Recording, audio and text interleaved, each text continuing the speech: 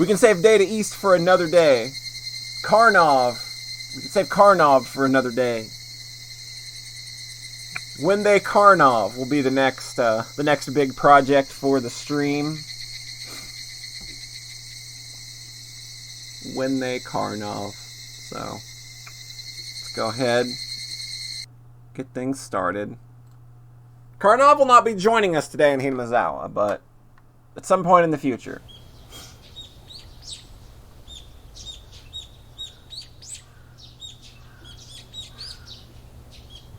Hey, it's Mion, smiling again. I wonder if she'll get stuck.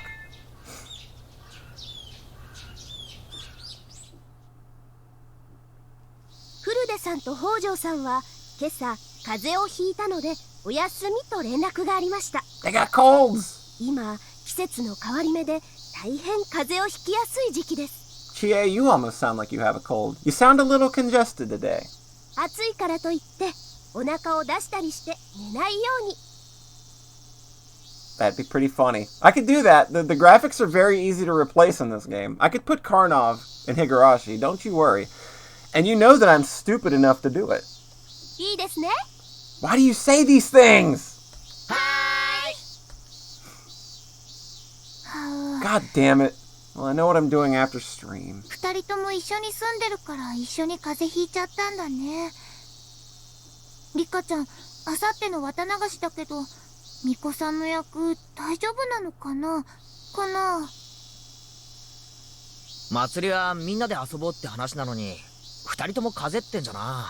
Oops, I forgot to re-enable me pause again. I'm sorry, everybody. I forgot. I didn't even go into my Twitch dashboard today. I'll get him into for tomorrow's stream. I promise. I'm sorry about that.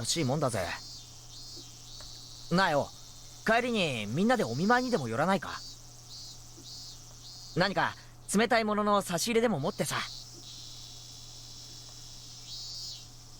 その必要はないよ。それより二人ともさ、今日の帰りおじさんの家に寄ってもらいたいんだけど、いいかな。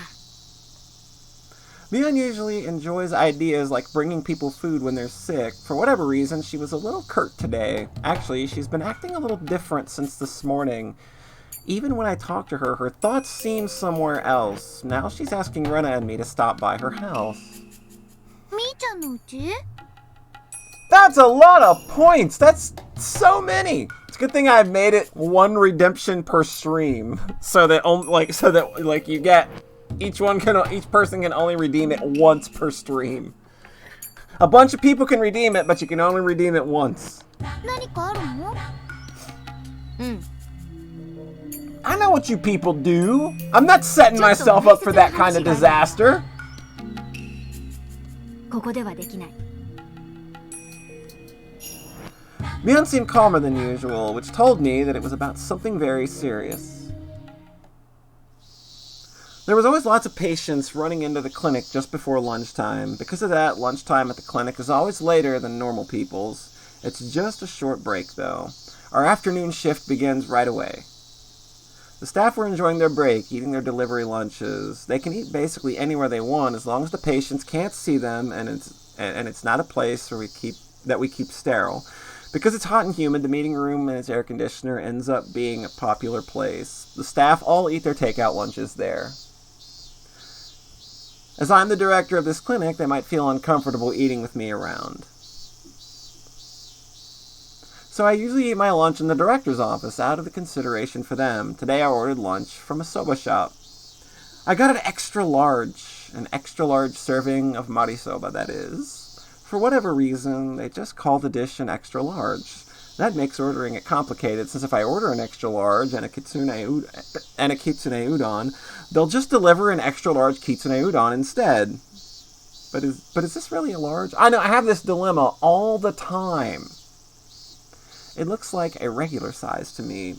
This is like a Seinfeld sketch in inner monologue form, I swear.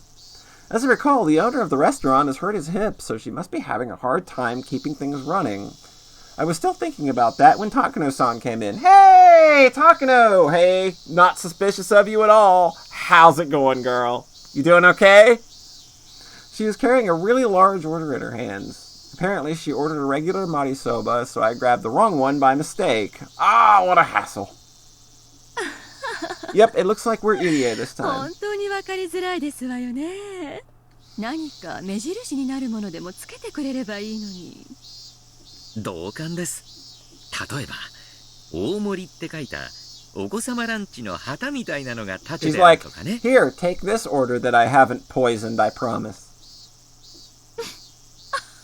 I promise I did not grind up 27 sleeping pills in this order. Takano-san must have liked the idea. She laughed for a while. よかったらご一緒にどうです？ I invited her to で sit on は the せっ sofa. かくすみません。冷房をちょっぴりだけ弱めてもらってもよろしいですかしら？ええ、それは失礼しました。よいしょ。ピッピッ。 This is a man that likes his air conditioning as well. Did he just make air conditioning sounds with his mouth? Did this grown-ass man literally just go psh, psh, psh? Come to think of it, I haven't really talked with her. He did, didn't he? ええ、それは失礼しました。よいしょ。ピッピッと。 Okay, I thought he was making an air conditioner sound with his mouth. We were rather distant from each other, partly over the guilt of the organization becoming the EDA Institute.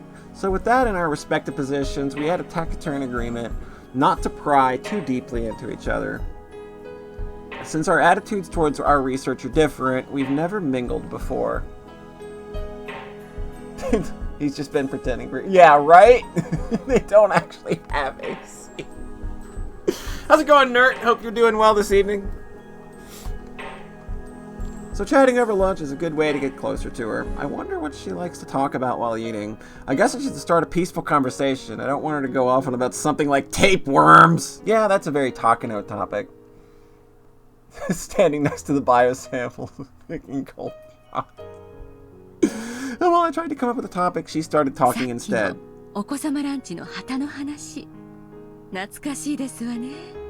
今時のお子様ランチにはまだ旗は立っているんでしょうか。 Game, are you trying to make me feel sympathy again? さあどうでしょうね。 Doing okay? Glad to hear it. ああいうのは一つの様式ですからね。案外もっと未来になって宇宙旅行が実現するような時代になっても宇宙船の機内食のお子様ランチには旗が立っているような気がします。それはなんだか面白い話ですわね。そんな未来になっても子供たちはあの旗を夢中になって集めるのです。I miss her already. 旗を？おやおや、そんなことをされていたんですか。あら、所長は子供の頃にしませんでした？お子様ランチの旗集め。まさかまさか。私たちが子供の頃のお子様ランチといったら裕福な家庭でなければなかなかありつけませんでしたよ。私の家ではとてもとても。そんなことありませんわよ。うちは貧乏でしたけど、たまにデパートに家族で行くと必ずデパートの最上階のレストランに入りましたもの。当時の私にとっては I can't imagine she's just, hanging out here, doing some recon. She's doing the Mission Impossible だか shit. ら両親が私の留守の間にデパートへ行ってしまうととてもへそを曲げたのを思い出しますわ。高野さんの子供時代もとても素敵そうですね。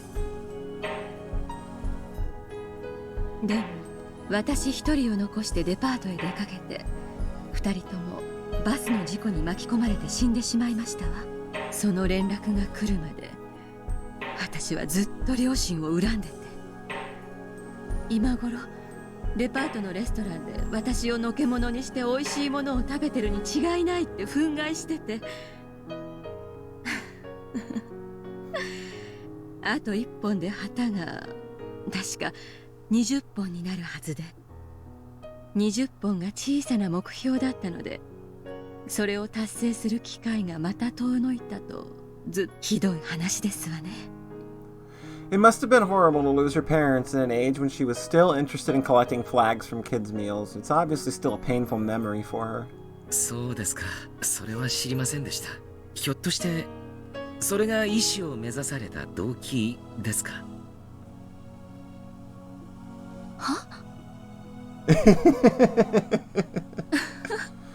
どうしああ、いえ、私が医師を目指したのは自分の家族に関わることが理由だったので、てっきり高野さんもそうだったのかと。私が医師免許を取ったのはひなみ沢症候群により近づくために必要だったからですわ。失礼な言い方をすれば研究のためついでに取った免許ですわね。 How interesting. Even when she was still at medical school, she already knew about Higurashi syndrome. こんな初歩の初歩のことも私は知りませんでしたが、高野さんはどこでひなみ沢症候群に触れられたのですか？故高野先生の研究を掘り出すうちに発見されたというような話を聞いていますが、医大に通われていた頃に医師の勉強と並行してもう症候群の研究に入られていたとは驚きです。私など凡才でしたので、医師の勉強だけで精一杯でしたから尊敬しますよ。ひなみ沢症候群の研究に携わったのはもっともっと前からですわね。 What does she mean? How old was she when she first found out about the syndrome? In fact, why did she become familiar with it at all? 私の実家はさとこちゃんやりかちゃんたちと同じで親戚がいませんでしたの。それで施設に引き取られて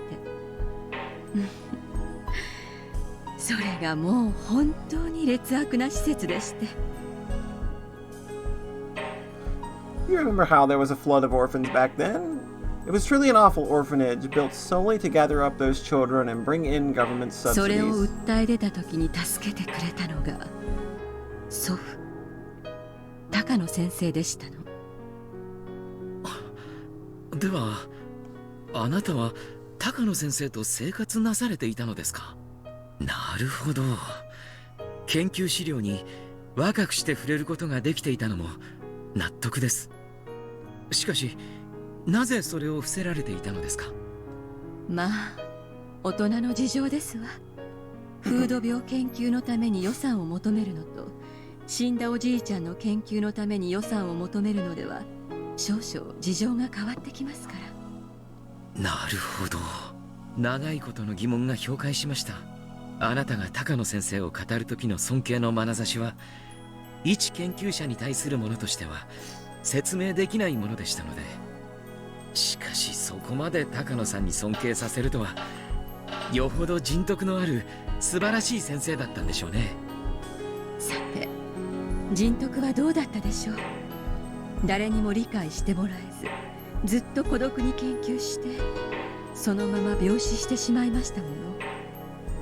祖父は孤独を愛する悪い癖がありましたので協力者を得られなかったんですわね。でも高野さんという優秀な助手がいたじゃないですか。そういえば高野さんも先生も読みは同じ高野ですね。ええ、本当の名字じゃありません。祖父に敬意を表して同じ名を。本当は漢字も同じにしたいのですがクライアントに説明するときに誤解されたくないと思い読みだけを残して漢字を変えたんですわ。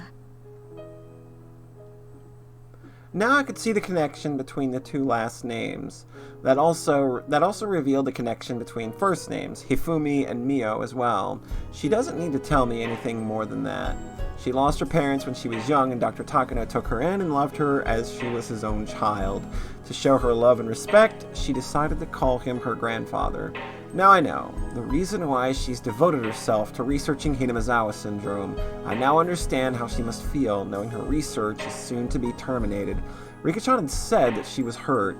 Although I didn't know anything about it, I may have said something to hurt her before.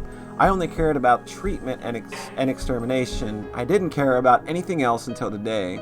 She must have considered that blasphemous towards her grandfather. Now I know why she became aggressive every time I expressed how I felt. After she was told that her research would be terminated, she stayed up all night and gathered up tons of documents. She went to Tokyo and requested an extension without depending on anyone else, and that request was rejected. The documents she used are now in a box in an underground storage. She must have exerted a lot of effort to put them together. Even someone without any knowledge of our research could easily understand what she was trying to say. However, it looked like some of those documents weren't even opened, and some had marks that told me they were treated the way documents are supposed to be treated. I'm sure some pages had absorbed her tears without me ever knowing. I heard from Tokyo that Takano-san had left a terrible impression with the board of directors. It's not easy to overturn a bad impression. In other words, she can never request an extension on her research ever again. I was there when she found out about it. I was there when she found out that she could no longer continue her grandfather's research, even though she must have promised him that she would complete it. 高野さんは入江機関閉鎖後にも個人研究を続けられますか？入江機関が閉鎖するときには症候群は撲滅されていますわ。病原体をシャーレに残し、誰かをさらって感染者にして研究しろと。I mean, I can believe that you would do that. That sounds very on brand for you, Takano. Just saying. 個人で機材も予算も施設もなく、誰にも顧みられなかった祖父のようにホルマリンの匂いのこもった書斎で誰にも評価されずざれ言だと笑われるためだけに研究を続けろと。もう若さもなく気力もなく、ただの負け犬に過ぎない私に何を続けろとおっしゃるんです。Tomitake-san once told me that the Irie Institute was supposed to be the Takano Institute, but our clients didn't exactly like the idea of a young woman heading the facility, and that's why I was invited. That explains why she's been unfriendly since the day we met. It must have been blasphemy for her to see me go on about Hinamizawa syndrome and decide on a research plan according to my values and morals. To Takano, the syndrome is her grandfather. She must feel his presence when she's researching it. That's the reason why she often stays at the Institute until late at night, though it makes the mountain dogs annoyed as they serve as security here. 蕎麦湯お飲みになります。あ、そうですね。いただきましょう。Her shoulders look fragile to me for the first time, and now I'm sure of Rika-chan's story. Takano-san holds an indescribable sadness within her, and if someone approached her pretending to understand, she just might fall for it. Because of my position, anything I say to her will only hurt her more, probably. Sometimes words can harm people no matter how they're used. It's interesting that they're kind of like bringing that idea back as an explanation for how we have to deal with the antagonist now. If this story is anything, it's consistent in its themes and messaging. But the fact that I still spoke up showed how little experience I had in life. せめて今後の予算配当を高野さんのやりたい研究に優遇しましょう。少なくとも3年の継続は勝ち取れたんです。その3年間で精一杯の。It was all a slip. Even as I spoke, I started to regret trying to say anything. お気持ちだけで結構ですわ。死の病にかかり痩せ衰えていくのを3年も見守るのも辛いものですわよ。If I remember right, Dr. Takano came down with acute dementia and chose to commit suicide while his mind was still functional out of despair at his inability to continue his research further. My verbal slip had made her remember a painful memory and hurt her even more. 最後には眠ったままになり生命維持装置の電源を切ることをいつかは選ばされる。ねえ、入江所長。その電源を切るのを、所長がその患者の担当医だったら誰にやらせますか？まさか、所長がその電源を切ったりはしませんわよね。Takano-san asked me that as if that was a normal question. She's only expecting to hear もし one そうい answer. う状況になるのなら最後のスイッチは残されるご家族に委ねるでしょう。ですわよね。まさか今生の別れの日にその場に立ち会わないわけがない。私はひなみ沢症候群の最後に立ち会いますわよ。 Well, that's one way of putting it. 絶対にね。 Someone knocked on the door and I heard the voice of one of our other staff 所長、 members. 午後の診療が始まります。準備をお願いいたします。ああ、申し訳ありません。今参ります。私が片付けておきますわ。所長は診療室へお急ぎ。いつものお年寄りたちがよもやま話をしたくて大勢お待ちでしてよ。Takano-san laughed, but I know that laugh was trying to conceal her anguish. I'm not close to her personally, but she is my partner here at the clinic. I've been trying to avoid getting close to her, but maybe that was a mistake. If I had listened to her more, maybe I could have eased her pain a little. But it's too late. Tomitaki-san is conducting an investigation to prove her innocence. Is she guilty or not? Either way, her heartache remains. After EDA left, Takano sat down on the sofa again and stared at nothing for a while. Then she got up and picked up the phone on the desk. Uh-oh. おこのぎはいる？ Uh-oh. 私よ。 Uh-oh. 20日からのつもりだったけど、今日から R の周辺監視を開始して。 Uh-oh. え？別にいいでしょ？それとも、今日は暑いから嫌だとでも言う気？ええ、お願い。決行日まであと5日。慎重に慎重を重ねても罰は当たらないわ。ええ、よろしく。はい、失礼しますね。 Okanogi put down the phone inside. Although it's his job to do whatever Takano wants, he couldn't help but complain about getting such an order on such an extremely hot day. Of course, if he complained, Takano would spit back twice as much reproach. In reproach, Okanogi was sitting in the office of Okanogi Gardeners, a dummy company. Well, that's not very nice, Lord.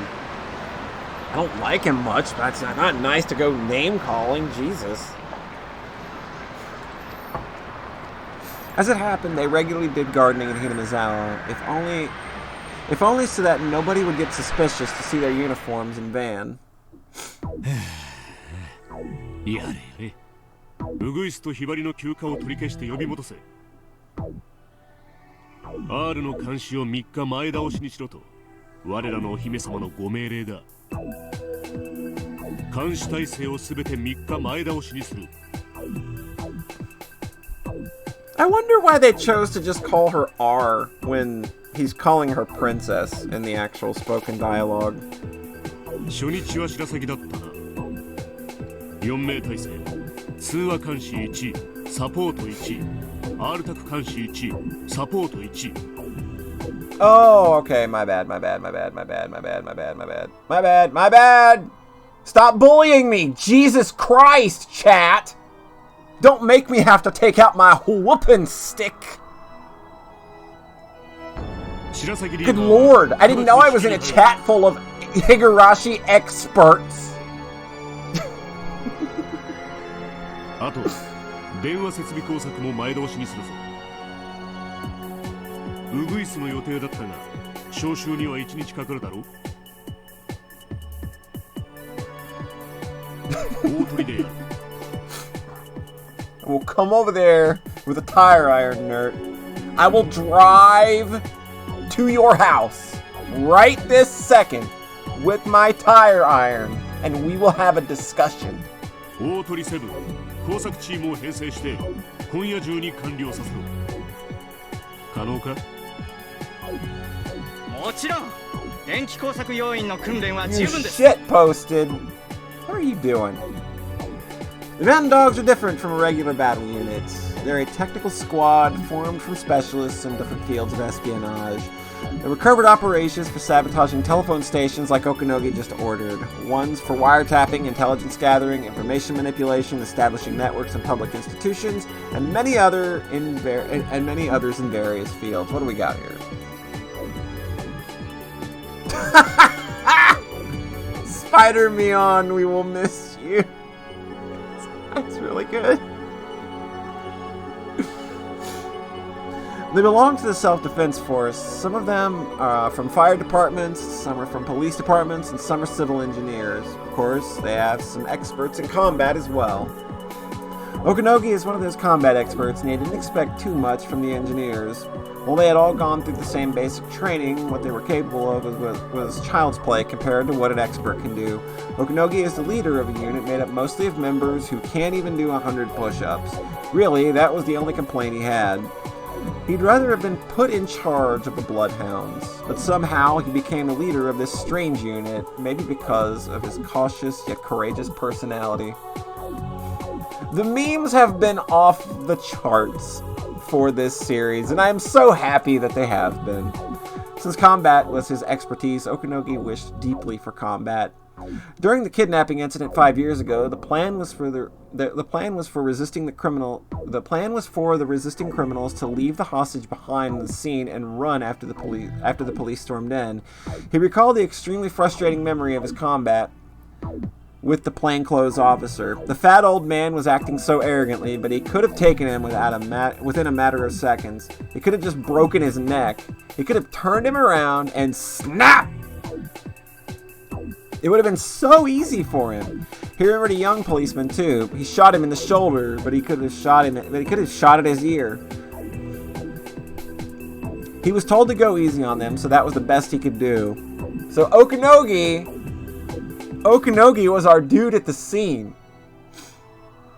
He thought of firing a second shot, but there wasn't time, so the last shot he fired was that reluctant one. Okanogi couldn't believe that such a pathetic battle was his last combat job. Regardless, he had continued to train so that he was ready at any time.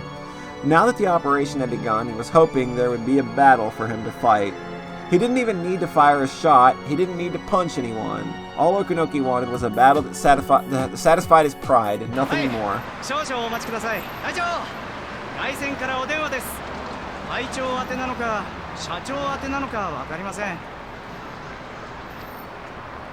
He's also the president of Okanogi Gardeners. Because of that, the members of the Mountain Dogs often call him that. I'm gonna go pick my accent up at the accent store. Hold on. Whoa. Whoa.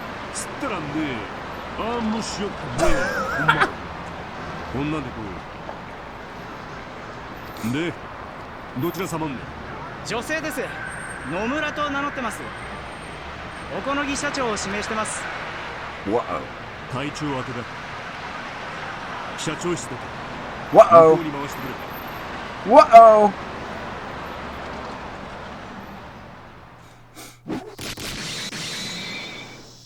We're not going to get to talk to sexy lady voice, are we? I heard a noise which sounded like many buckets crashing down. It's probably a noise from one of Satoko-chan's traps.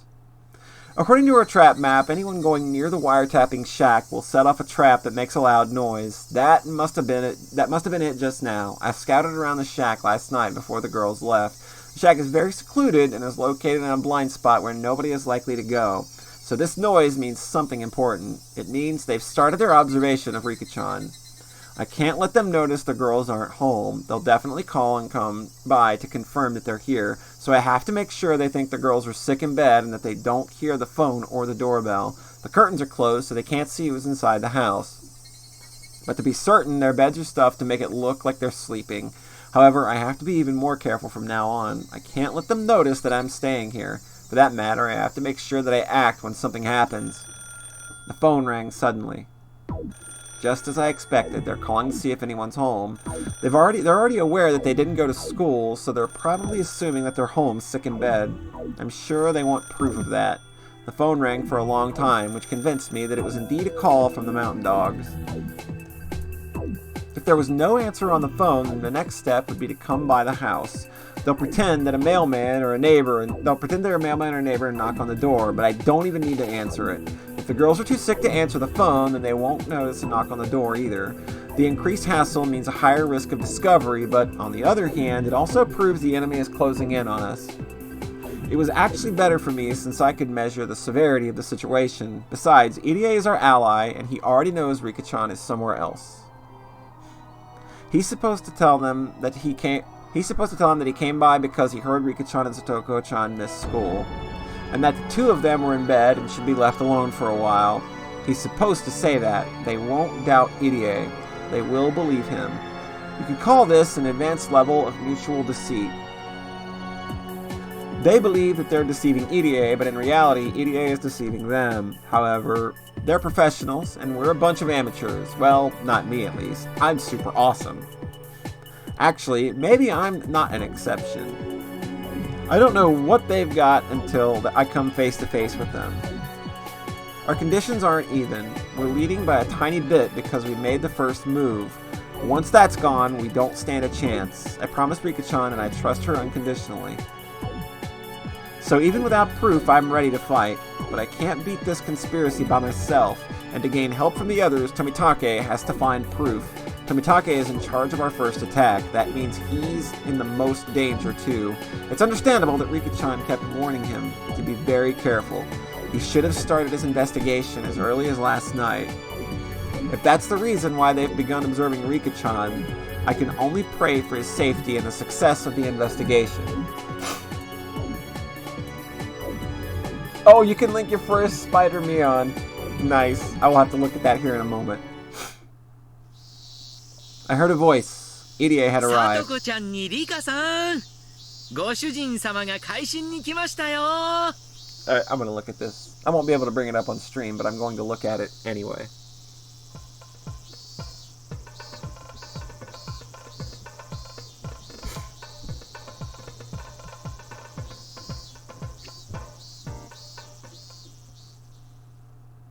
Eon, you okay there?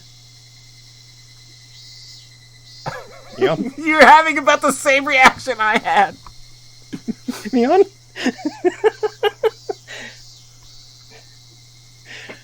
I wonder if I should have probably checked if there was an update to the script recently. Yep, that's about the same reaction I had.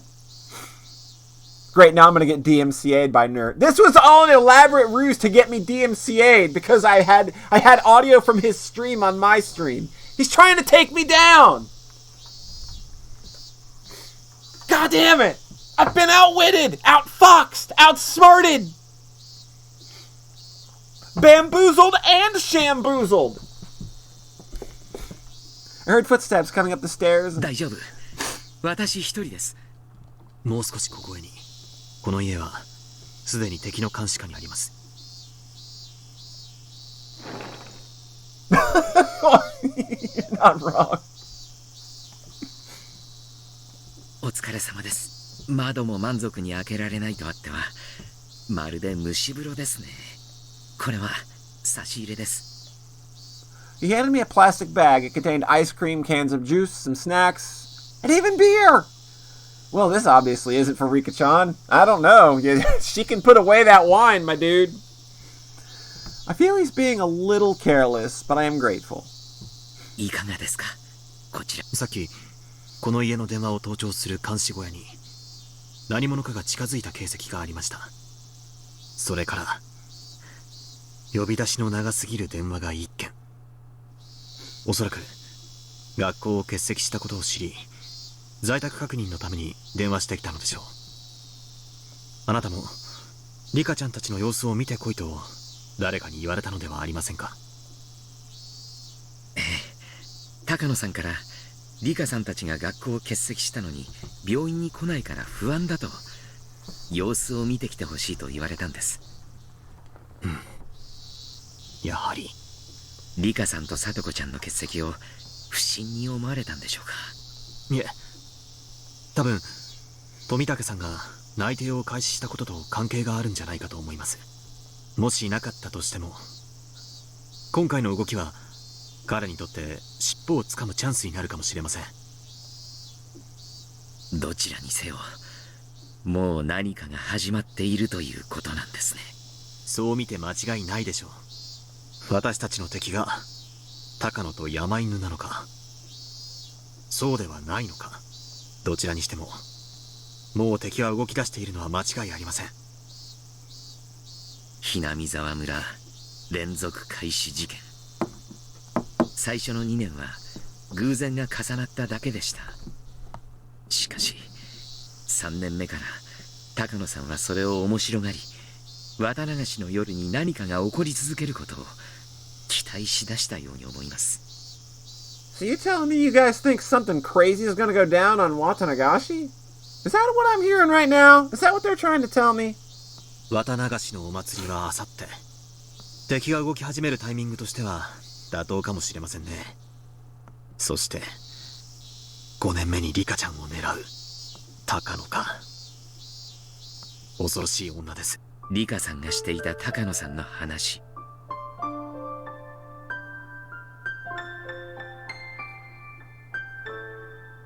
あれはどれも本当だと思います。今日初めて知ったんですが、彼女はひなみ沢症候群の第一発見者、故高野先生の養女だったんです。同じ高野ですね。彼女にとってひなみ沢症候群の研究を受け継ぐことは尊敬する祖父との絆だったんです。その研究が打ち切られることが確定した。それは彼女にとって祖父を冒涜するものなんです。すべてリカちゃんの言っていた通りということですね。はい。それと高野さんがこんなことも言っていました。3年で打ち切られることが決まっている研究を寿命が幾ばくもない眠ったままの患者に例えるんです。そしてその生命維持装置のスイッチを切るならば、それは残された家族の権利だというようなことを。どうせ打ち切られる研究ならば、それに幕を下ろすのは故高野先生の遺族高野美代だけと。はい、そういう意味で言ったものと思います。We're gathering the circumstantial evidence we need. Takano is in fact our enemy. Irie had been reluctant to accept it yesterday, but now he believes what Rika-chan said is true. あとは富武さんに高野さんが企んでいる何らかの証拠を掴んでもらうだけです。そしたら関係者を一斉に拘束するための鎮圧部隊を呼び寄せるそうです。高野は山犬なる特殊部隊を配下に持ちます。それを鎮圧できるような。はい、私も名前しか知らないのですが、番犬という部隊がいるそうで、本当の非常事態が起こった時武力で強襲する戦闘部隊だとか。山犬はどちらかというと機密保持などの情報部隊の性格が強いので、多分それよりはるかに強い部隊なんでしょう。表に出せぬ研究をする機関の万が一の造反に対応する鎮圧部隊となれば、多分相当の強さを持つでしょう。つまりそのいわゆる番犬部隊とやらをひなみ沢に呼び寄せることが我々の勝利条件になる。そういうことになるんでしょうか。ただ一つ不安なのは、緊急マニュアルには機密保持のために村を封殺することを認める記述があることです。Yeah, that's a pretty big concern to have right about now when we're dealing with such a touchy issue. It's somebody that's literally a hand grenade about to go off. 番犬部隊が来てもやることは彼らと同じで、結局は村ごと証拠を隠滅するのではないかという不安も残ります。いえ、それはないでしょう。敵の狙いが緊急マニュアルの執行にある以上、それでは何の意味もありません。この陰謀が派閥抗争によるものならば、入江機関のクライアントたちの派閥は絶対に穏便に済まそうと思います。おそらく敵を吸収し、村人たちが何事かと目を白黒させているうちに決着させてしまうに違いありません。I know this because I've done similar jobs myself. They'll pass through like a gale and complete their operation swiftly, and a unit capable of pulling that off against the mountain dogs must be very powerful. とにかく富武さんからの連絡を待つしかありませんね。ええ、これは持久戦です。ですが一度有事となれば、それは電撃戦に様変わりする。緩急の差の激しい辛い戦いになります。入江先生は敵の腹中にいる心強い存在ですが、同時に最も危険な場所にもいます。常に油断せずにいてください。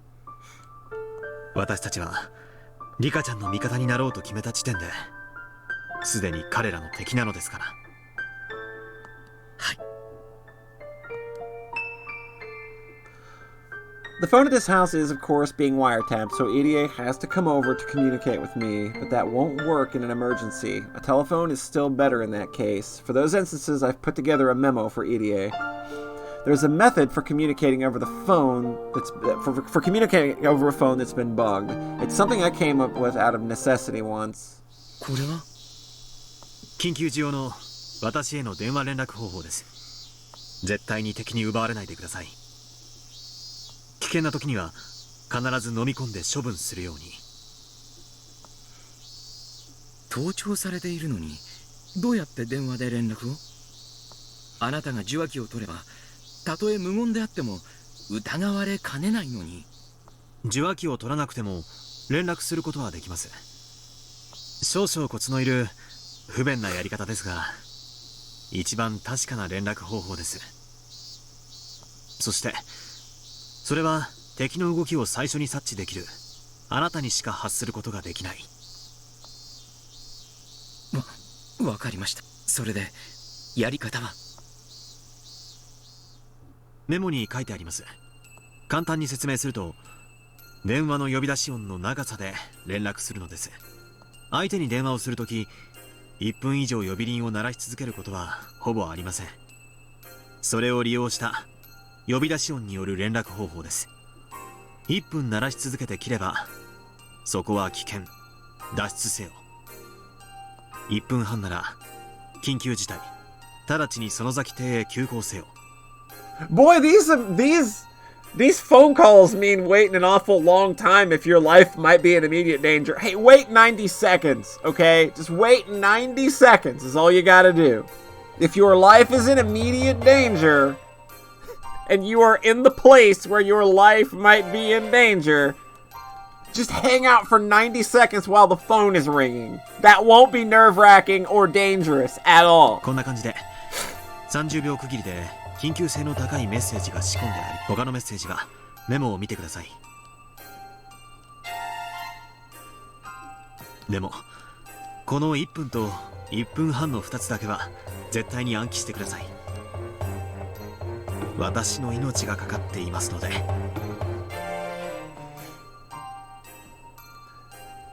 The message that lets me know my life is in danger is the shorter call. But if it's too short, I'll get confused with the regular phone calls. That's why, to signal me, he's supposed to hang up the phone within 3 seconds first, then place the emergency call.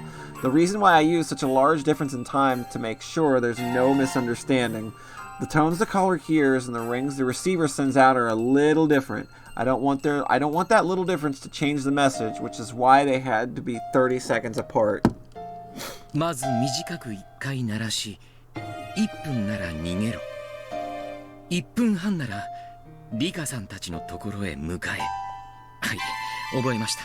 少々面倒と思いますが、あくまでも緊急事態用ですので、くれぐれもよろしくお願いいたします。A minute 20 seconds means I'm out of beer! Go get more beer!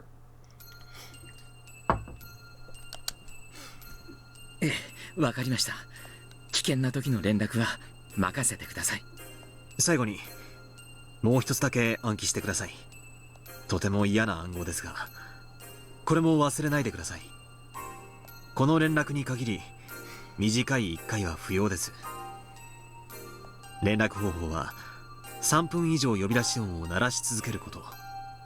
電話をかけたまま受話器を外し、そのまま放置するのがいいでしょう。その暗号の意味は？連絡員に緊急事態、以後連絡不能。それは私の身に危険が及んだ時。Yeah, you got 3 minutes to tell me you're in danger, my dude. はい。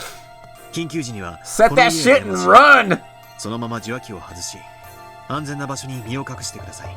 ただ、自らの危機を図るのはとても難しいことです。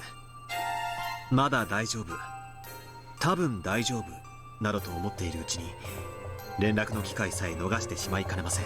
少しでも嫌な予感がしたら緊急時と判断していいでしょう。陰謀の度合いから考えて敵は私たちを生かしはしません。くれぐれもご用心を。わかりました。その場合あなたはどうするんですか？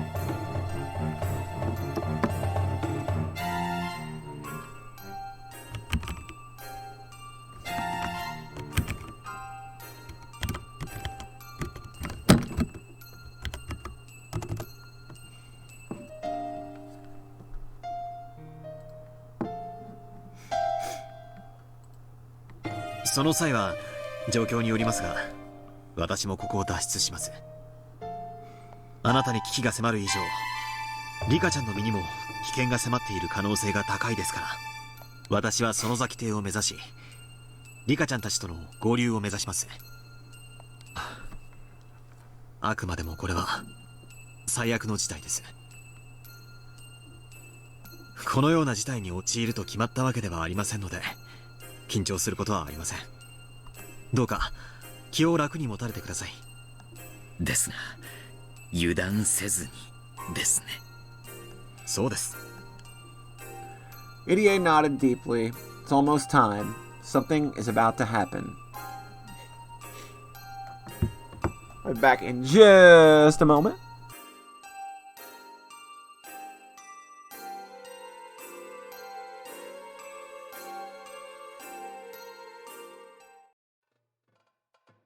というわけよ。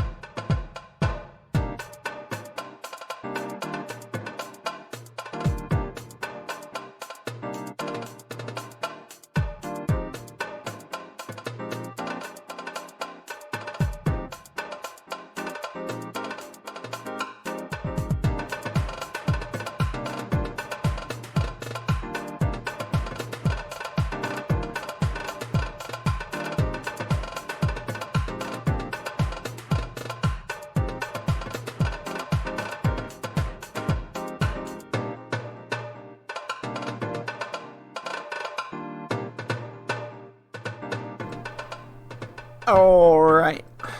Let's get things going again. 質問のある人いる？ I have plenty of questions. This could easily be one of those well-planned pranks.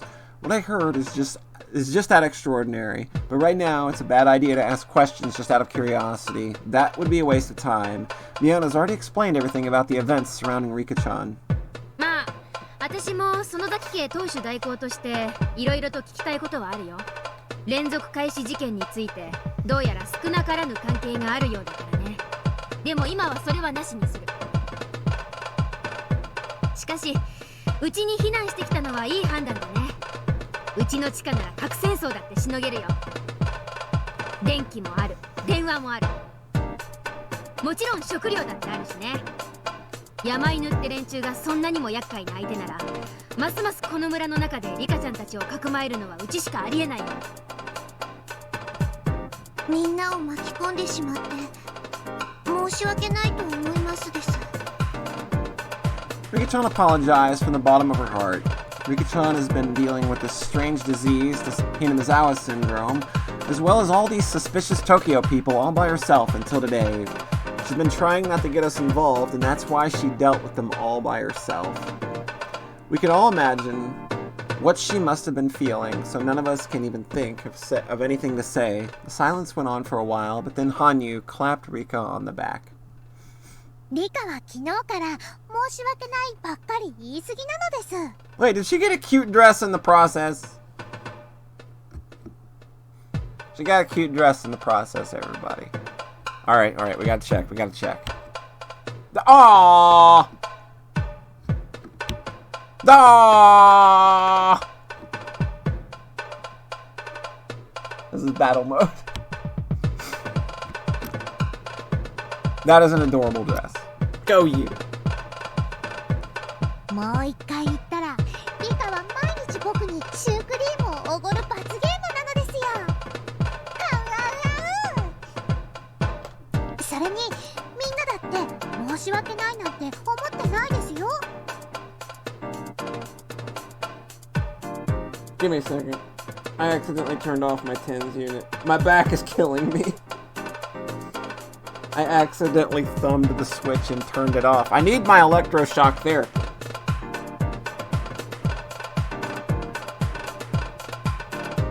There we go. Now I'm being sufficiently filled with voltage again.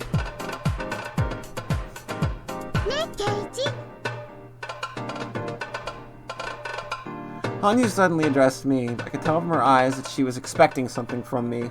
Right, my role is to act like the flint for the other club members. It's my job to burn strong and bright red, to get everyone else excited. What have I been doing? Just sitting around. Exactly, it's my favorite Peter game. なあ、どいつもこいつも内心は面白くなってきやがったとか思ってんだろ。さとこ、どうもこいつは俺たちに本気でやってもいいってことみたいだぞ。お前、だいぶ温存してるんだろ。シャレじゃ済まない秘蔵のトラップをだいぶ隠し持ってるんだろ。そいつを食らわせてやるまたとないチャンスじゃねえか。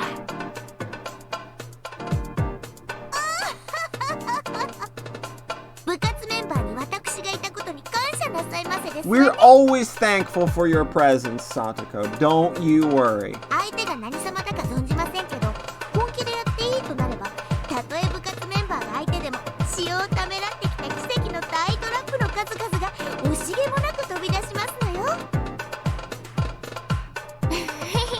そうだね。さとこちゃんのトラップはみーちゃんのお墨付きだもんね。たとえ相手が本物の軍隊でも、さとことさとこをよいしょしてるが、もちろんレナだって容赦ねえからな。レナは普段はおっとりしてるが、俺はこいつの本気の時を知ってるぜ。レナは本当に戦うべきここ一番では誰にも屈しない強さを持ってる。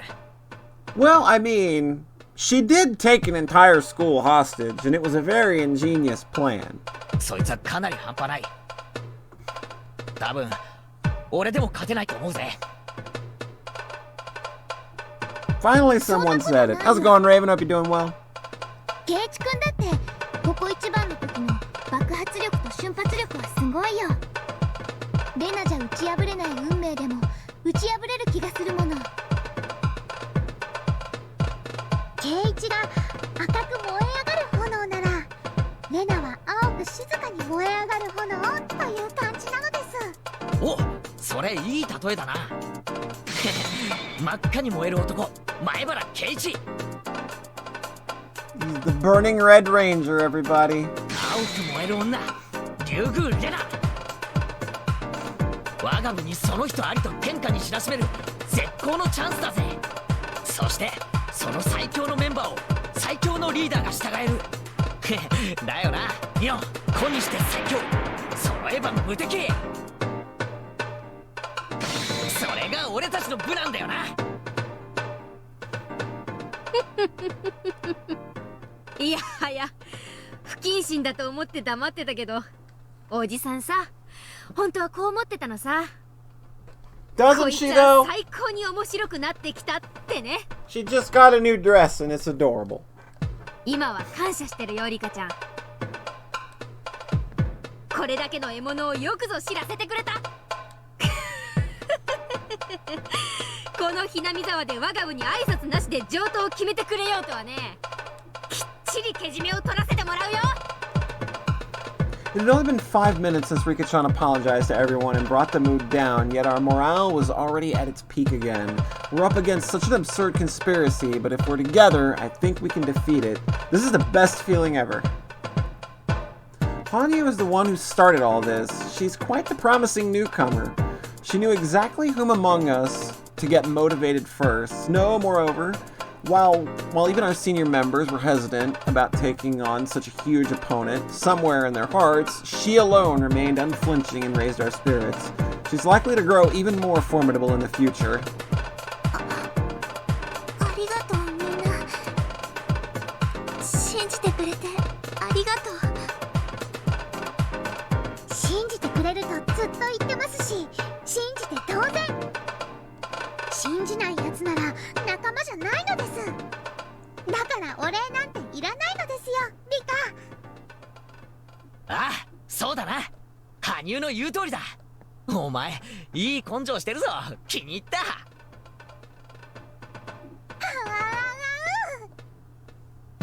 I rubbed Hanyu's head. She laughed as if I was tickling her. さて、そうとなりゃ作戦会 I 議だ。 thought it said, okay, then let's cuddle. Okay, I was like, well, that's one way of dealing with a conspiracy, I suppose. 状況をもう一度整理しよう。まずリカちゃんとサトコは病気欠席のふりをしてしばらくここに身を隠す。 Time for another edit. これは万が一に備えてだね。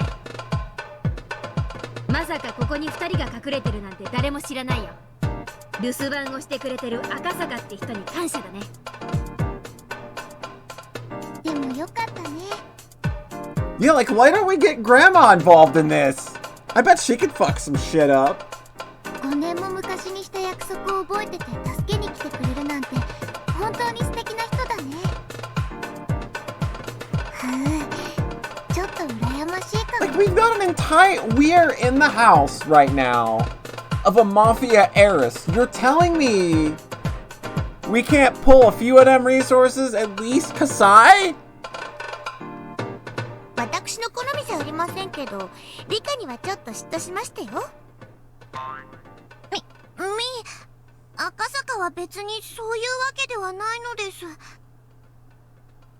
しかも東京の警視庁の公安部の人で、それも秘密部門所属なんだろ。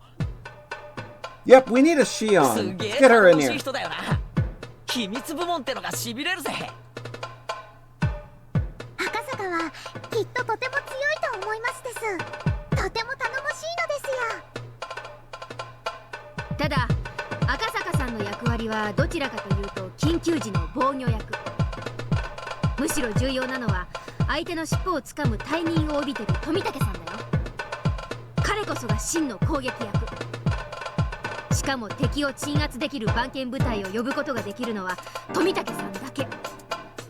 つまり富武さんこそがこの戦いに勝利できるキーマンってことなんだよ。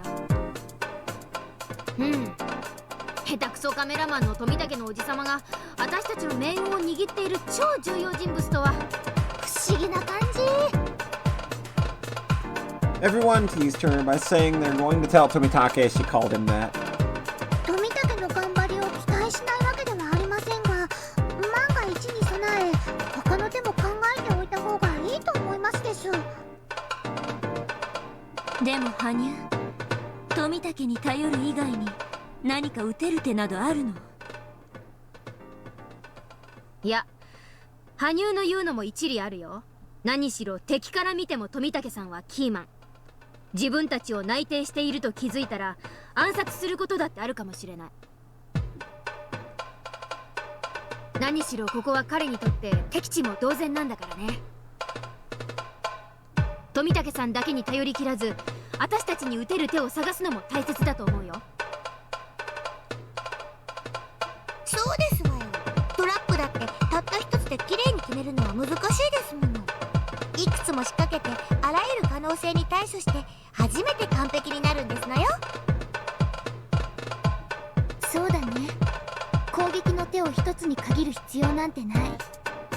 富武さんとは違う形で他の攻撃ができないか探してみるといいんじゃないかな。でも東京についてわからない私たちがどんな手を？富武さんの重要性の一つが番犬部隊を呼び寄せることだってんなら、俺たちにも彼らに連絡する方法を教えてもらいたいよな。そうすれば万が一富武さんが敵にやられても俺たちは勝利条件を失わずに済む。 Keiichi putting on the big brain here. そうだね。富武さんの最大の価値はそこにあるからね。同時にそこがこちらのアキレス腱でもある。事情を話して富武さんに彼らとの連絡の取り方を教えてもらおう。ただ問題なのは富武さん自身が市内に身を隠しちゃってて、こっちから連絡を取る方法がないって点なんだよね。でもいい手だと思いますです。富武と次に連絡を取ることができたら番犬への連絡の仕方を聞きましょうです。まずこれが一案、他にはないでしょうか。 Before we knew it, Hanya was making sure we moved along with our proceedings. Luna noticed that too, giving a pleasant smile to the girl trying to be a part of our group. 今の手は富武さんに万一があった時のための保険だよな。また別の角度の攻撃を考えたいな。富武さんの調査に貢献できるような攻撃ってねえか。面白いですわね。何かのトラップを仕掛けて尻尾をつかみ、黒幕に言い逃れできない証拠を突きつける。最高のトラップシチュエーションでしたよ。奴らの狙いが僕なら、僕を何かのおとりにするのはどうですか。危険だけど高野たちは僕が目的なんだから食いつかざるを得ないのです。かなり危険な一手だね。でも確かに高野さんがリカちゃんを追っているという大きな証拠をつかめる手だよ。わざと姿を見せて騒ぎを大きくして逃走戦にすれば、少しは面白い効果が期待できそうだね。そこで聡子の裏山が役に立つ。あそこに逃げ込めば追っ手は大変なことになりますですよ。だよな。へへ、こいつは最高の見物だぜ。面白くなってきやがった。でもやっぱりそれは最後の一手だと思うかな。裏山にこもれば籠城戦になって状況はだいぶ変わる。 Yeah, you limit your options if we've reached that point. この手に訴えるのは本当に最後の最後だと思う。そうですわね。裏山のトラップは防御効果が非常に高いでしょうけども、あくまで防御ですわ。敵に対し攻撃するものとは違いますもん。裏山籠城は追い詰められた最後の切り札になるだろうね。これは本当に最後の手段。ここが敵に襲われ、ここを捨てざるを得ない時だけのね。ちなみにうちの地下には隠しトンネルがあって、山中の井戸に抜けられるようになってるんだよ。 Yo, y'all wanna go down the well? Y'all wanna find out what's in the well? すっげえな、ミオンの家。やっべえ、ますます面白くなってきたぜ。敵は謎の組織で、秘密作戦に秘密基地、秘密の地下道。おお、これで燃えなきゃ男じゃねえぜ。男でなくても燃えまくりなのですよ。さあこれで2案出ましたです。僕たちはまだまだ思いつきますですよ。もう1案くらい出ないですか。そうだな、もう一案欲しいぜ。今の案もどっちかというと防御的な案だからな。もっともっと攻撃性の高い我が部にぴったりの案は出ないのかよ。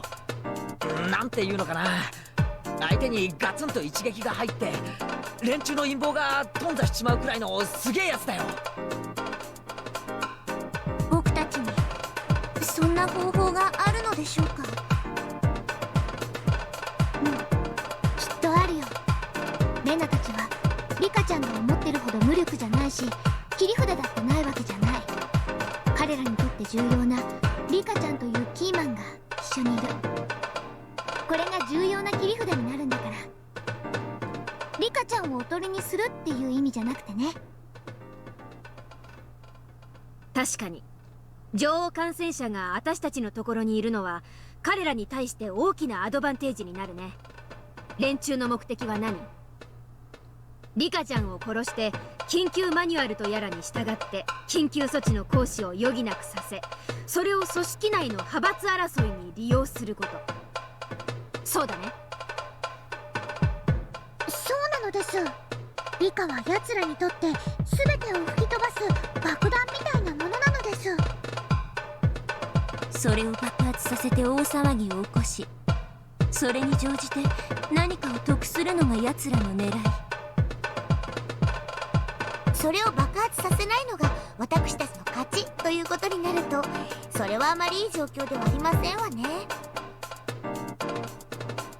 確かにこちらはいつまでもずっと守り続けなくちゃならないけど、向こうはなりふり構わずリカちゃんを殺せば勝ちになる。まるで片方にしかゴールがないサッカーだよ。その片方にしかゴールがない異常なサッカーを告発して番犬部隊を呼び寄せるのがいわゆる富武作戦の要だね。奴らの陰謀を砕く私たちのゴールは何かない？あるはずだよ。こういう時は立場を逆にして考えると見えてくる。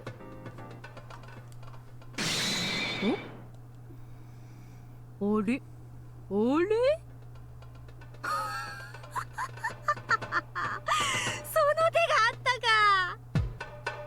Mion started to grin in a weird way. Uh-oh, is Mion galaxy braining? Here she goes.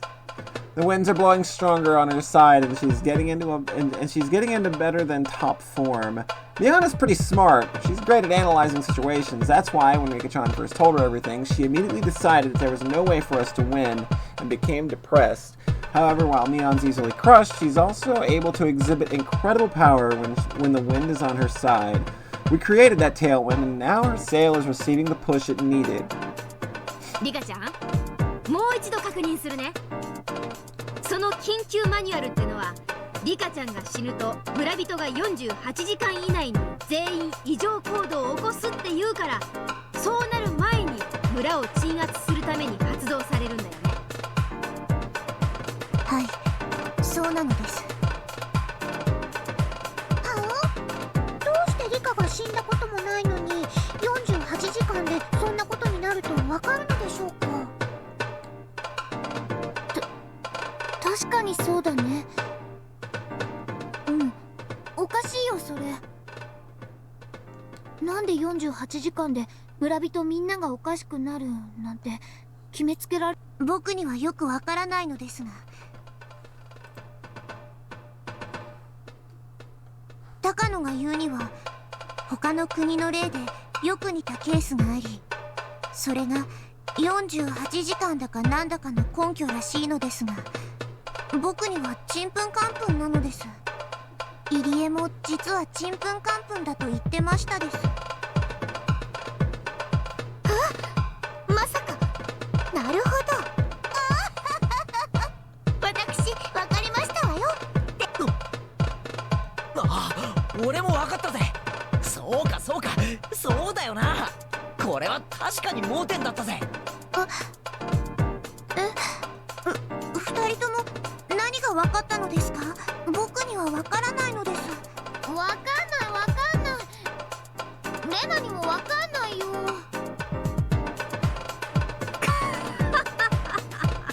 あれあれ、レナとリカちゃんは分かんないの？最後まで分かんない方は恥ずかしい罰ゲームってことにしようかね。Last person that figures out what the plan is gets to get kidnapped as the punishment game. 羽生はどう？あんたならとっくにピンときてそうだね。はい、だからこそリカは高野にとっても重要人物だったのです。はあ、これはリカとレナへのヒントなのですよ。私からもヒントですわよ。敵の狙いは派閥争いのためにひなみ沢で大騒ぎを起こすこと。そしてそのための手段として緊急マニュアルを使おうとしているわけです。Ooh, that's a smart little play there. ということは、 If that's what they're aiming for, that's a smart 敵 play. の陰謀のアキレス腱になるということですわ。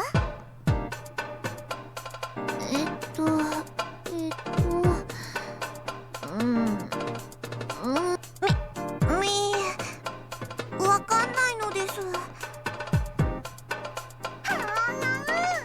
リカ、僕に今まで意地悪してごめんなさいと謝ったら答えを教えてあげますですよ。まっぴらごめんよ。そのあうあう気が散るから黙らせて。なんだなんだ、鋭いレナまで気づかないのかよ。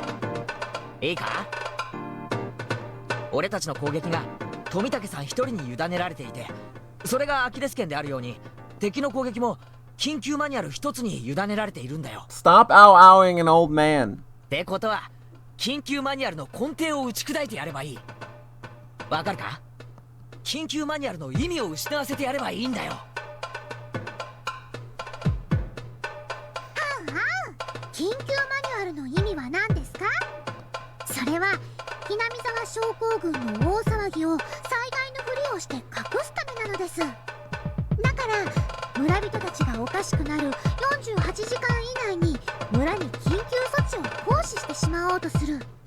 そしてそれが敵の狙いなのです。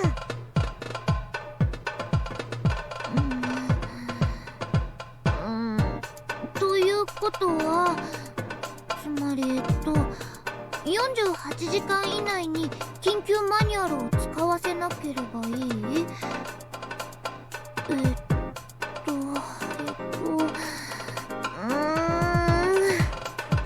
僕を殺さなければその48時間は始まらないんだから、その48時間を逃げ切ればいい？何よ、二人とももう答えを口にしてるじゃない。いい？じゃあ答えを教えてあげよう。みんないい？せーの。リカちゃんが48時間前に死んでればいい。 Gold star for Sayara.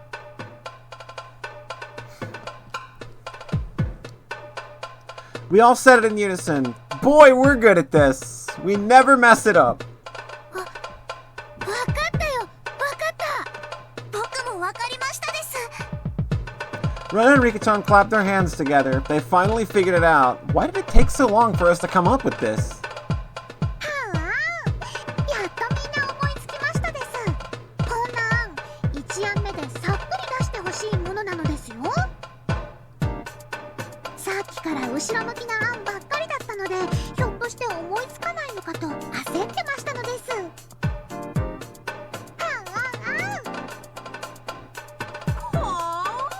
言ってくれるじゃない。羽生、あんたますます気に入ったよ。この功績を認め、あんたには後で我が部金星特別十字章を授与しよう。まあそれは後に置いといて、奴らのゴールの最大の拠り所である緊急マニュアル、これにはでっかいウィークポイントが隠されてる。それはひなみ沢症候群は女王感染者の死後48時間で村人が全員異常行動を起こすから、そうなる前に初段を下せというそもそもの根拠の部分。つまりリカちゃんが48時間前にすでに死んでいるのに、村に何も起こらず平和だったら、このマニュアルの根本が崩れるってことなんだよ。 That's it, to say the least. Nobody really wants to do such a terrifying thing, but if they don't execute the manual, the villagers might go mad and spread the surrounding communities. They're hesitant to execute it, but they want to keep the damage to a minimum. But what if they find Rika-chan's body 48 hours after her death? The major premise that the villagers will lose their minds within 48 hours of the Queen Carrier's death will collapse. リカはここに隠れているのですから、リカが死んでしまったという嘘をつくのは可能なのです。リカちゃんが世間に目撃されたのは昨日の学校が最後だから、それから48時間だから、あさっての早朝くらいに死体が見つかったということになるととても好都合だね。そうか、警察の大石さんの助けがあればリカちゃん死亡の偽装は可能なんだね。Oishi, we need you to come up with a fake body. その通りですわ。大石さんにうまくやってもらって、リカの死体が見つかり、それが死後48時間経過してるって嘘を発表してもらうんですの。まあ公式発表にすると色々余波がありそうだから、入江機関にだけ嘘を流せば十分だ。しかも監督がこっちの味方なんだから、連中をコロッと騙すのは可能なはずだ。これは考えたわね。緊急マニュアルの信憑性が失われれば、こんなひどい作戦が承認されることなんてありえない。つまり連中にとって最大の弱点は緊急マニュアルであり、そしてリカちゃん自身だったというわけなんだよ。大石は協力するとまだ言ってくれたわけではありませんが、僕はきっと力を貸してくれると信じていますです。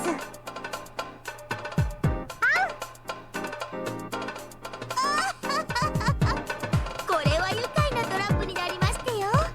高野さんが慌てふためく姿が目に浮かぶようですわ。高野は私と聡子が風邪で寝込んで家にいると信じ込んでる。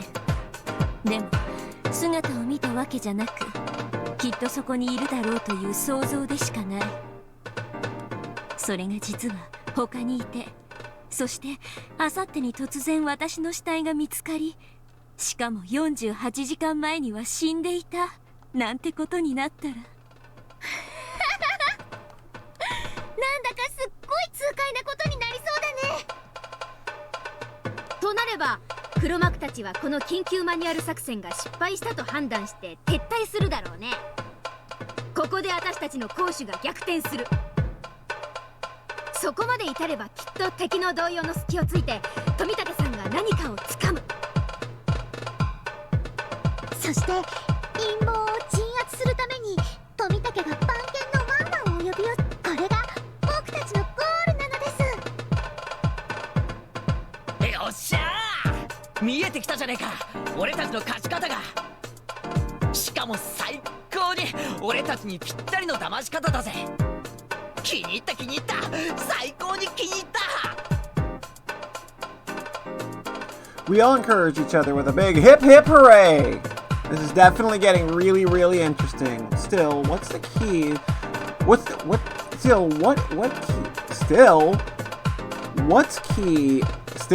key? Jesus! Why is this wording fucking with me? Still, what's key is that the claim of Rika-chan being dead for 48 hours is believable. For that, we'll need Oishi-san's help.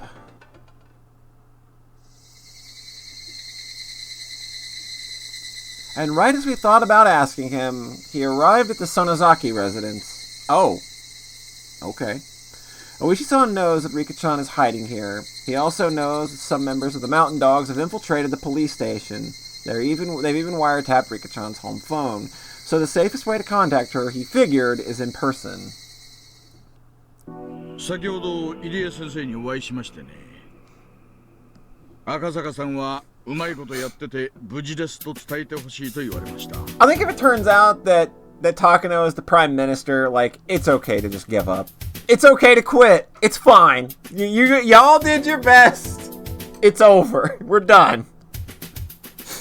あの人は5年前とは比べ物にならないくらい成長してます。あの砦は彼なら守りを務められるでしょう。 What's funny, and I'm not gonna say what it is that I've seen a story once where the actual twist was, oh, and this character is also the prime minister. It's like, well, okay. Oishi-san loosened his tie while drinking his barley tea. I bet he never thought he'd end up drinking a glass of barley tea at the home of his old enemy, the Sonozaki family. それで大石、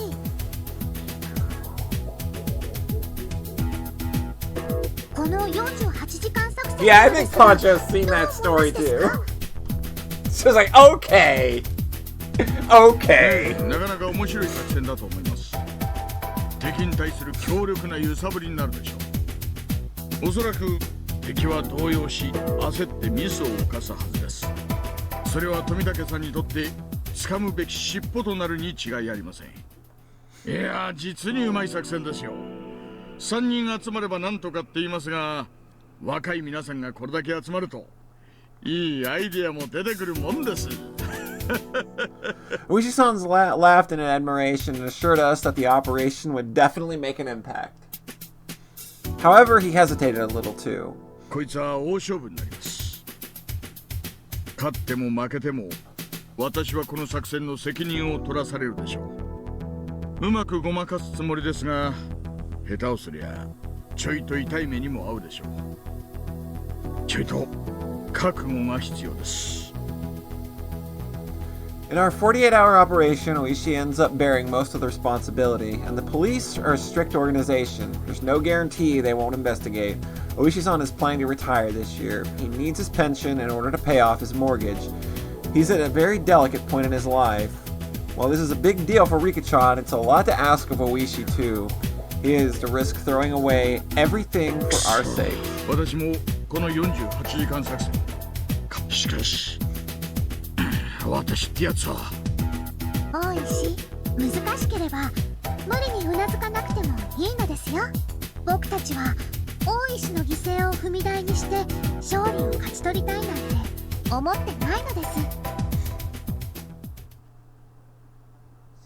Nobody knew what to say to him, but Hanyu broke the silence. She's full of energy, ow-owing during our club, but at times like this, she also has the power to heal the hearts of those who are hesitating and growing weak. Yep, it's the pension bit. If her appearance matched her level of maturity, Hanyu would probably look like a mother. それに僕たちは最強の部活メンバーなのです。48時間作戦がダメならもっともっと We don't get enough of this theme during this video game, so I'm glad we're getting it now, of all times. ね、ミオン。ああ、そうだよ。おいさん、無理なら断ってくれて全然 OK。むしろ私たちも大石さんの迷惑も考えず勝手に盛り上がっちゃって悪かったと思ってるもん。そうですわね。困らせてごめんなさいですわ、大石さん。Rena whispered to me while watching them talk. 羽生ちゃんって結構うまいね。年下の子にこんなこと言われちゃったら一肌脱がずにはいられなくなっちゃうもん。え？って羽生が慰めてるのってそういう意味があるのかよ。Oh no! I mean, a fledgling esports team! They just do Higurashi, but just update it to current year instead of the 1980s. Like, what would that even be like? だって羽生は本当は僕よりずっとタヌキなのですよ。 But how amazing would it have been if they would have done that, but never marketed it that way? They just marketed it as looking like the original series, but then it's like, no, it actually takes place in 2020 for some reason. Like, that would be fucking gold. As Oishi-san moaned and groaned, Hanyu looked over and grinned wickedly at us. Oh God. Oh no! All of the terrible, awful 2020 memes that would get absorbed into this terrible show. I take it back. This girl, she really is sly. Hanyu is more dangerous than I thought. Next time we do a club activity, I'll really have to watch her. 署内で信頼できる人間に打ち明けて協力を求めてみます。大丈夫。絶対に信頼できる人間です。私も引き受けたなら失敗しましたじゃすみません。なのでやる前に賞賛を図らせてください。Now my mind will not let go of this idea of Higurashi, but no, it just takes place in 2020 now. It won't let go. God damn it. Oishi-san never makes promises unless he's sure he can keep them. That's why he speaks cautiously, but considering his position, it was certainly a decision that required courage. 大丈夫ですよ、大石。 Oh my God, that's perfect! That's so perfect! That would literally be what happened. もし退職金金がなくなっちゃってもきっとミオンが何とかしてくれるのです。 Wow, Hanyu, you're really going in here, huh?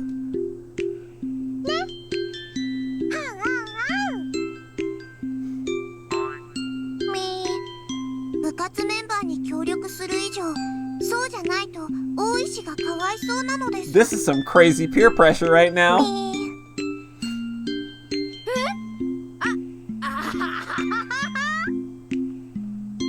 まあね。おじさんの家はこう見えてもお金持ちだからね。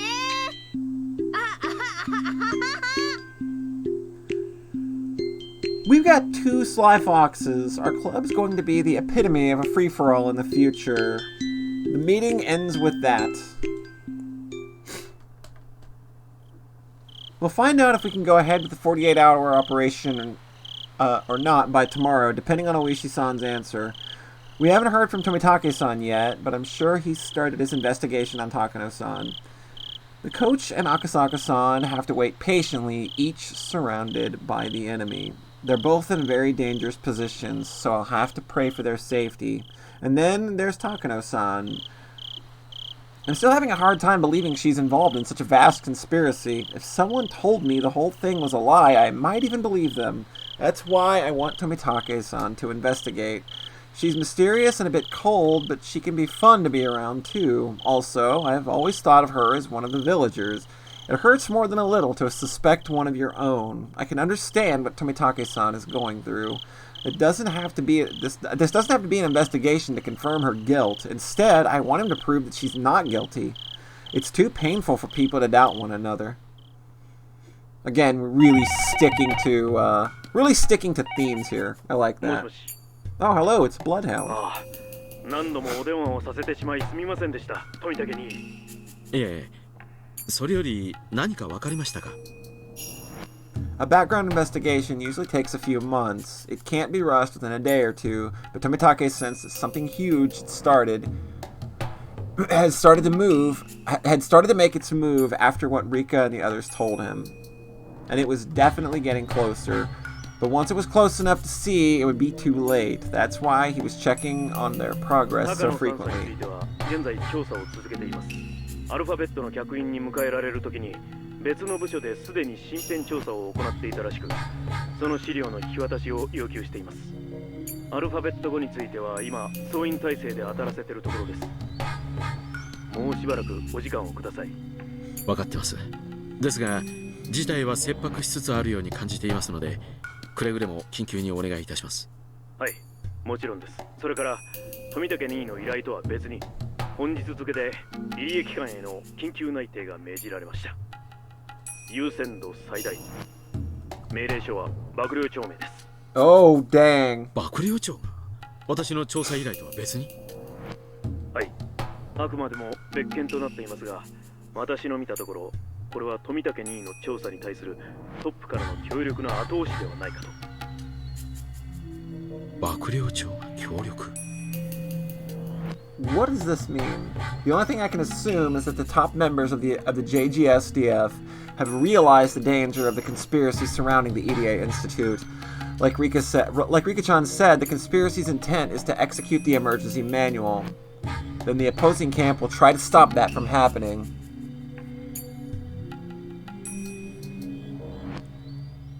What looks like a key mash? Oh, the JGSDF. My request for an investigation is the first step in putting a stop to their plans. So if the masterminds were influencing the chief of staff, he'd probably try to shut my investigation down, but he's supporting it instead, which probably means the chief of staff isn't my enemy. In fact, he might belong to the opposing camp. No, it's hard to say if he belongs to them or not. He might just be under order from the ones pulling the strings of the opposing camp. If that's true, then the enemy has already noticed something, and it's possible that they'll start exerting pressure soon enough. So how much can I find out before that happens? I don't know how much. I don't know much about the top brass. Still, for the chief of staff to get involved, putting aside if Takano-san is guilty or not, I'm certain if something is extremely big is starting to happen around the institute. まだ分析は終わっていませんが、入江機関内の予算の動きに不審があるようです。単なる書類のミスなのか、何かの工作なのかは現在腕利きに表せています。口座に不審とは何です？はい、入り駅間の運営資金用に分配口座があるのはご存知かと思います。そこの数字が微妙に合いません。プール金への流出、もしくは不明金の流入の可能性があるとのことです。また領収書の日付にも不審な点があり、捏造の疑いが持たれています。Funds are usually supplied annually. For example, if a budget of 1 million yen is approved, 1 million is supplied in April, and the facility manages those funds so they can keep things running for 1 year. So depending on how they use the money, it's possible to have some left over at the end of the year. If they only use 900,000 yen, they have 100,000 left. Then for the following year, they'll be told that they only needed 900,000 yen, and 900,000 should be enough. Furthermore, there should be 100,000 yen left over, so they should only need 800,000 the following year. Therefore, they then only need 800,000 yen when April comes around, which is 200,000 yen less than the previous year. As some of you have already noticed, the more leftover money you have, the fewer funds you receive the next year. Therefore, it's smart to use up your entire budget. But some people try to get by until the end of the year, and there's 100,000 yen left. They try to make it look as if they've used up the money, even when it is in fact in a safe somewhere. They report that they've used exactly 1 million yen, and they get another million the following year. Yet there is still 100,000 yen sitting in a safe. This 100,000 yen is called a pooled fund or a slush fund. If they keep running with only 900,000 yen per year, the 100,000 will be added to the slush fund in the safe annually, and only a handful of people will know about the money. This is how public funds get embezzled or turned into private money. As we previously mentioned, the Alphabet Project is using this exact trick, and certain masterminds are pulling in huge amounts of public funding.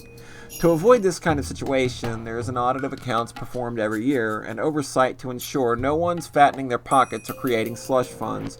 By the way, it's said that the reason why civil engineering projects tend to start up at the end of the year is so they won't have 100,000 yen left, but that's not relevant right now.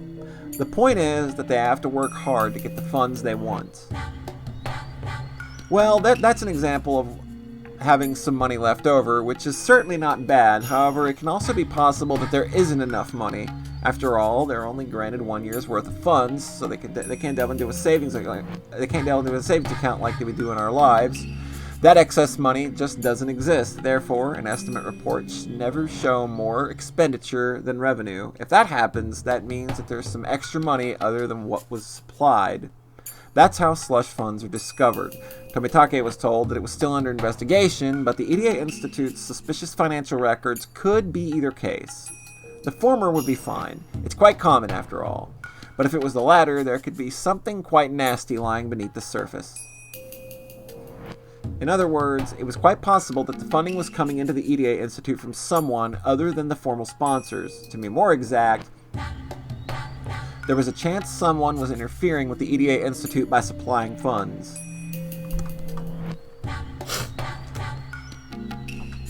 Tomitake was having his men look into the possibility that Takano and the Mountain Dogs were rebelling against Tokyo. While it was certainly possible for Takano to do so, because of her personal investment in the research project, it was hard to believe that the Mountain Dogs could betray their employers out of sympathy. For the dogs to take part in Takano's conspiracy, a huge amount of money would have to be involved, and the discrepancy that Tomitake's men had identified could be a sign of such. もしもし、失礼。今、一件報告が来ました。富武には小泉先生をご存知ですね。旧小泉派のトップです。近年お亡くなりになって派閥は瓦解したそうですが、そのトップと高野三佐の個人的信仰についてはご存知でしたか？ええ、一応は。では、小泉先生と高野先生に個人的な信仰があったことはご存知でしたか？いや、なるほど。小泉先生が高野三佐を可愛がっていた理由がようやくわかりました。これは興味深い内容です。実は小泉先生の死後、彼の隠し口座の清算が行われたらしいのですが、その際金庫番の弁護士を通さず、小泉先生がご自身で下ろされた額があることが判明したんだそうです。時期は入江機関の設立がアルファベットで承認される半年前です。それは入江機関設立の根回しに小泉先生が使ったのでは？いえ、その根回しの金は弁護士が管理を任されていました。ですからその支出ではないと思われます。腹心の金庫番を素通しして支払うというのはよほどの個人的支出です。So could that involve the relationship between Koizumi Sensei and Takano-san? 高野さんに対し小泉先生が個人的に資金を提供したということでしょうか？ Indeed it could. はい、こちらでもそう分析しており、現在裏付けを進めています。小泉先生による機関設立の根回しとは別に、高野さんに対し個人的に設立工作のための現金を提供したのではないかと考えています。ということはつまり高野さんは造反工作を行いうる現金を多額に持っている可能性があるということですか？高野さんは機関設立にあたり各方面への調整にあたりましたが、それは全て表ルートの接触で、裏ルートからの接触ではありませんでした。ですので設立工作にあたりその提供を受けた資金を使用していないなら、それは丸々残っている可能性があります。話が前後しますが、その提供を受けたと思われる額はいくらですか？10億。 That's a lot of cash. That's a lot of money. そんなに？ I'm very close to Takano-san, but I had no idea she was so rich. Actually, she's rather tight with her money. She never acted as if she had $1 billion yen just sitting around. But then that isn't just money to her. It's a form of support from her dear grandfather's friend, so she'd have to save it for when she needed it the most. If the new board of directors had been had even a little interest in her research, they would have used that money on she would have used that money on them, but they simply laughed at her. So Takano-san gave up on bribing them. Instead, she decided to use it now because her research project was going to be terminated anyway. With $1 billion yen, it might be possible to bribe the mountain dogs. If she has sponsors, it'll be even easier. Her grandfather couldn't complete his life's work, but she's planning a magnificent conclusion for it. Shit. Tomitake! Mouth. Or, well, it's your mind, but keep those wordy dirds out of your mouth's mind. Those can't be her true intentions. Someone has to be deceiving her. Takano-san, I'm sorry. I'm sorry I didn't notice your sorrow, even though I've been right beside you.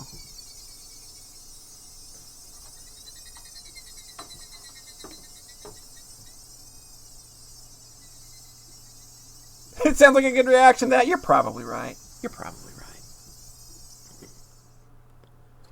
But that's going to put us at the end of another chapter for this fine evening. We will be back either tomorrow or Thursday for some more. I don't know if it'll be tomorrow because I've got an ISP checkup appointment thing tomorrow. They're going to come look at my lines and see if there's any kind of weird shit going on with the modem or the lines or anything. So I don't know if I'll be on tomorrow. Just watch the old Twitter or, watch for notification. That's how you'll know. And if we do go live, it'll be 7 p.m. as usual. So I'm going to go ahead and stop things there for now.